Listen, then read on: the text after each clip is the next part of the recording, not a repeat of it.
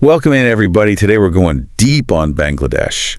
You probably think of like garment factories or maybe rice paddies when you hear that name, but we're going to go a bit deeper than that today. Definitely. Beyond those initial images, I think. Right. And the source material for this one is like really vibrant. It's proud. And honestly, I'm kind of hooked already. Oh, yeah. Yeah. Did you know they grow rice like 3 times a year in some places? Wow. I know. And get this. More rivers than almost any other country. Really?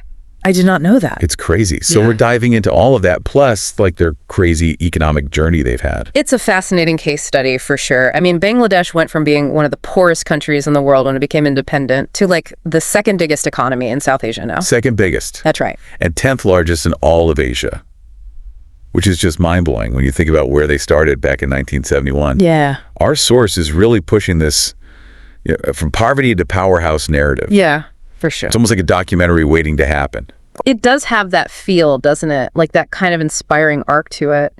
And while textiles are like a huge part of their economy, the source also talks about how diverse their agriculture is. Okay, yeah. They're a top producer of potatoes, onions, garlic, even mangoes, papayas. Wow. It's not just about rice, although clearly they've got that down pat. Okay, so 3 rice crops a year. From what I'm reading, that's got to be some serious agricultural know-how. It's impressive. But how does that tie into the economic boom? Well, food security is huge, right? When you can feed your population reliably, that frees up resources for other areas of development. Makes sense. And they're exporting a lot of their produce, which brings in more money. It all adds up to that bigger economic growth. Right. And speaking of bigger picture, let's talk about those rivers.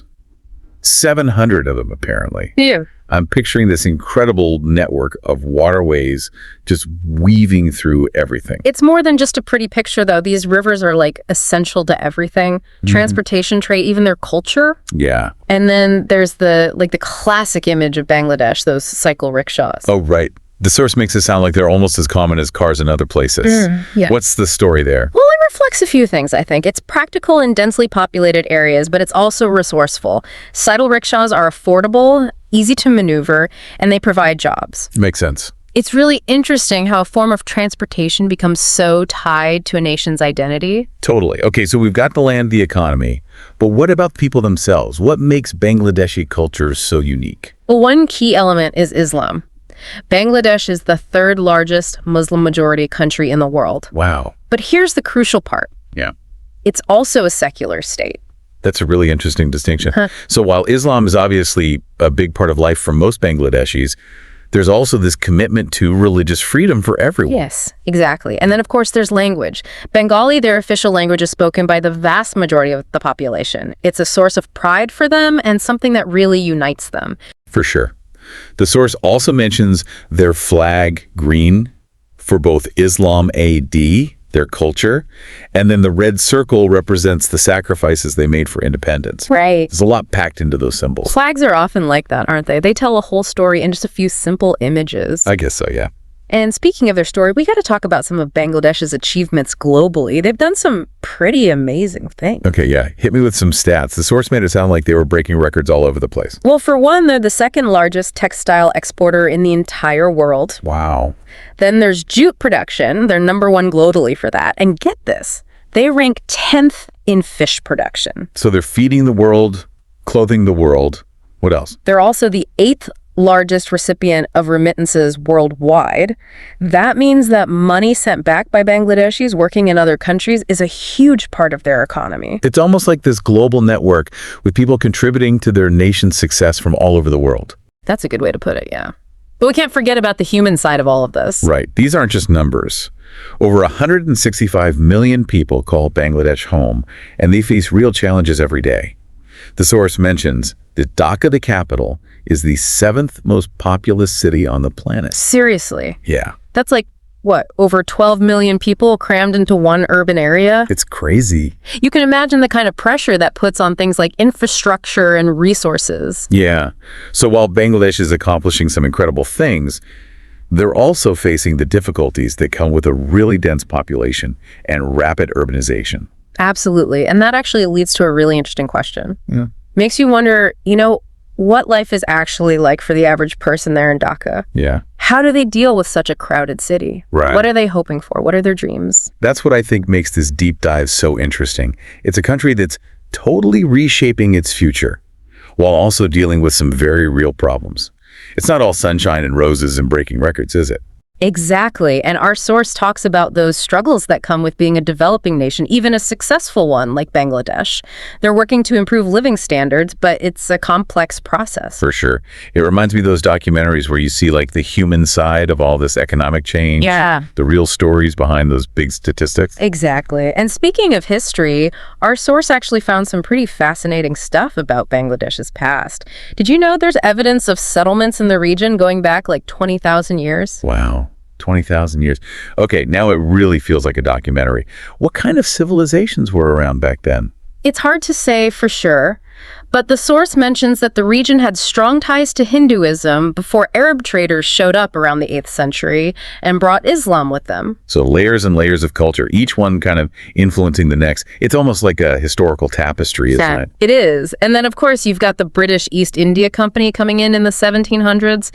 The source specifically mentions the Battle of Plassey in 1757, where the Nawab of Bengal was defeated by the company after one of his own guys betrayed him. Oh yeah, that's a story for the history books right there. Betrayals and power grabs changing the fate of entire nations. Exactly. And those actions had consequences that echoed down through the years, eventually leading to the partition of India and Pakistan in 1947. What used to be Bengal was divided, and East Pakistan ultimately became Bangladesh. So the Bangladesh we know today, it's not just the product of their fight for independence, but also centuries of cultural shifts, power struggles, and global forces all coming together. It's kind of a lot to take in. It is, but it also makes you appreciate just how much they've accomplished in a pretty short amount of time. And speaking of accomplishments, are you ready for some more of those Bangladesh's #1 facts? Always. I'm curious what else the source found. Let's hear it. Well, remember those cycle rickshaws we were talking about? Yeah. Turns out Bangladesh actually holds the world record for having the most of them. I'm not surprised. It just seems so right, you know? Yeah. They're a really strong image. It's practical, it's sustainable in its own way, and it's a source of income for a lot of people. Right. So they've got the rickshaw game on lock. What else are they dominating? Jute production. They're the top producer of this really versatile, eco-friendly fiber in the world. Everything from ropes to bags to carpets can be made from jute. Mm-hmm. It's interesting how they've carved out this space for themselves in global trade, both with jute and textiles. Right.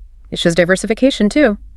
And speaking of diverse industries, their fish production is pretty impressive. They ranked 10th globally. Did you know that? Oh, 10th. I had no idea. Yeah. So they're feeding their own population A&D, contributing to the global food supply.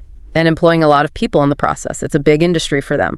But let's not forget about those 700 rivers. It's almost hard to imagine that many waterways in just one country. Honestly, it's kind of mind-blowing. I keep thinking about how those rivers have shaped everything. Mm-hmm. Their agriculture, their culture, and their everyday lives. They really are the lifeblood of the nation, both literally and figuratively. And it's not just about transportation or irrigation either. There's a very deep cultural connection to the water in Bangladesh. Yeah, I can imagine. I'm picturing bustling river markets, little fishing villages, maybe even ancient rituals that are tied to the rivers. It's like a whole other world you could explore just focusing on that one element. And then there's that amazing feat of agriculture. Growing rice 3 times a year in some regions. That's got to take a really delicate balance of the right climate expertise and maybe even a bit of luck. Yeah. It's not just about throwing seeds in the ground and crossing your fingers. There are generations of knowledge behind that kind of agricultural mastery. And don't forget, it's not JST rice. They're top producers of potatoes, onions, garlic, cabbage, mangoes, and papayas too. It's like they've figured out how to maximize agricultural output. But I wonder, what are the long-term effects of that kind of intensive farming? That's a good point. There are definitely trade-offs to think about, but it's clear that Bangladesh is a major force in the world of agriculture. For sure. And we can't finish this part of our deep dive without mentioning Dhaka again. That city of 12 million people just blows my mind. It's like a mini Bangladesh in itself, bursting with energy, dealing with huge challenges and constantly changing. Yeah. It makes you think about what daily life is like for the people who live there, navigating such a dense urban landscape. And that brings us to a pretty interesting question. So what do you think, out of everything we've talked about Bangladesh, What do you think is the most impactful takeaway? What makes this country so interesting? It's hard to pick just one thing, but I think I'm most struck by just how resilient the Bangladeshi people are and how determined they are. I mean, they basically started from nothing after independence, and yet they've achieved incredible economic growth and really made a name for themselves globally. It's like a testament to what humans can do, isn't it? That even when things seem impossible, progress can still happen. And Bangladesh is doing it in their own way, you know? They're using their own culture and traditions to make it happen. Yeah, that's what I find so fascinating. They haven't just copied what other developed countries have done. They're forging their own path, and their success really challenges a lot of the assumptions about how a nation should develop. That's so true. It reminds us that there isn't just one right way to achieve success. And their story, it goes beyond just economic numbers. It's about cultural resilience, too, about maintaining their identity in a world that's becoming more and more globalized. And their national symbols seem to capture that perfectly, like the Royal Bengal tiger, the water lily, the mango tree. Each one represents their pride and their natural heritage. Even their national sport, kabaddi, it speaks to this rich and unique tradition. Those symbols, they're more than just images. They represent really deep values and beliefs that have shaped Bangladeshi society.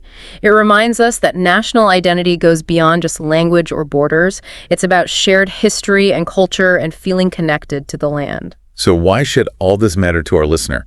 Why Bangladesh, out of all the countries we could be exploring? Because Bangladesh's story is a story of hope and possibility. It reminds us that progress can happen even in the most unexpected places. And it encourages us to look beyond just the headlines and really engage with the world and how complex it is. Yeah, it's about recognizing how interconnected we all are in this globalized world. What one country does affects everyone else. And real progress needs to include more than just economic growth, right? It's about social justice, environmental sustainability, and making sure those unique cultures are protected. Bangladesh is a great example of all of that. It shows what can be achieved when people work together and believe in a better future. This deep dive has seriously changed how I see Bangladesh. I thought I knew a little bit about them before, but I was just scratching the surface. That's what's so great about these deep dives, isn't it? They challenge what we think we know, they make us understand more, and they always leave us with more questions than answers. They make us want to keep learning. Totally agree. I hope our listeners feel the same way. Bangladesh is a country that's really going places, and their story's not over yet. I encourage everyone to keep learning about this amazing country. You might be surprised by what you find. The world's full of stories waiting to be told, and a lot of times it's the places we least expect that teach us the most. Well said. Okay, it's time to wrap up this deep dive, but before we go, I want to leave our listeners with one final thought to think about. Okay, I'm listening. So we've talked about Bangladesh's economic success, their incredible agriculture, but what about the effect all this growth has had on the environment? How is Bangladesh balancing all this rapid industrialization with protecting its natural resources, especially with climate change being such a threat? That's something that's worth looking into more, don't you think? Oh, absolutely. It's a really important question, and a lot of countries are facing it. Finding a sustainable path forward is crucial, not just for Bangladesh's future, but for all of us. Well said. Yeah. And on that note, we'll leave you to ponder that very question.